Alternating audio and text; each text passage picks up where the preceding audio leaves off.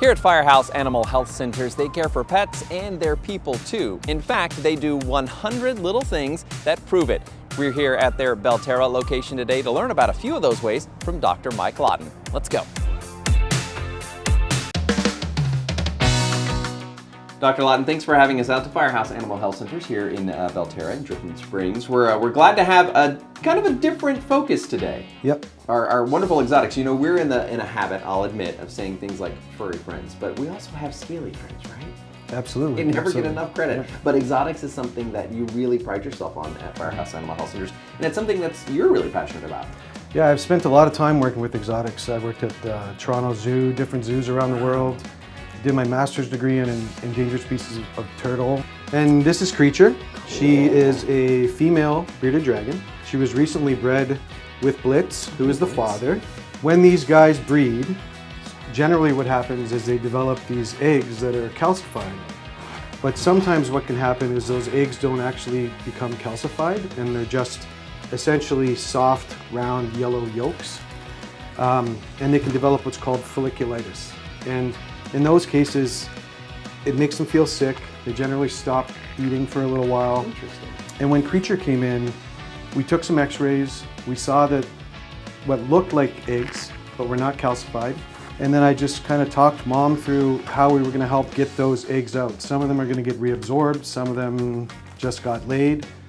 And she's doing great now. This is amazing. A couple weeks later or so. Very cool. And that's really part of this. There are exotics, and they probably come with an entirely different set of health concerns and health journeys, right? Yeah, I'd say probably 90% of the health issues associated with reptiles are directly related to how they're housed. So what's the lighting like?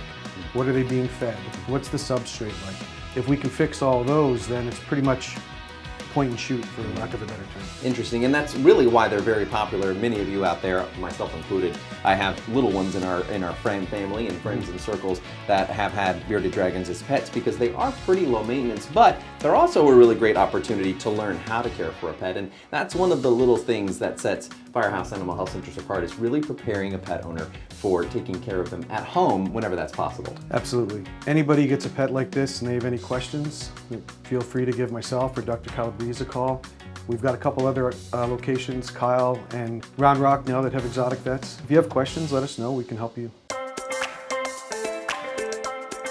Now, Dr. Lawton, another one of the 100 little things about Firehouse is that you treat pets like family, and Levi is a really great example of that. He's also a survivor. Yeah, Levi's a 10-year-old distemper parvo survivor from when he was a puppy. Wow. And the story goes with him is that his parents had gone away to Hawaii. He was at a boarding facility and got really sick. The boarding facility brought him to us, and he had a really high fever, wasn't eating. Turns out he had really bad pneumonia. We were able to get him on a couple antibiotics, and with Kyle Firehouse having a pet resort right beside the hospital, and the doctors being able to monitor Levi, one of our team members here were able to take Levi down there. And then he was able to get the 24-hour care that he needed while his owners were away in Hawaii. Added peace of mind for both Levi and his family. That is going above and beyond. Dr. Lawton, who do we have here? This is Patty. Hello, Patty. Right here. He's named Sassy. Just saying hello. So tell me a little bit about Patty's story. Patty is a kitten that came from Pa's shelter that was about to get spayed. And the doctor looked at her ears, and she had all this bruising all over her ears. So they got a little worried. They sent her over here, did some blood work and checked her out. She had a pretty high fever. She wasn't eating. And it turns out she was really anemic, or she had a really low red blood cell count. And the first couple days, it was really touch and go. Got her on some antibiotics. She started getting better. And our practice manager, Allie, fell in love with her and took her home. Oh, that's a best case scenario right there.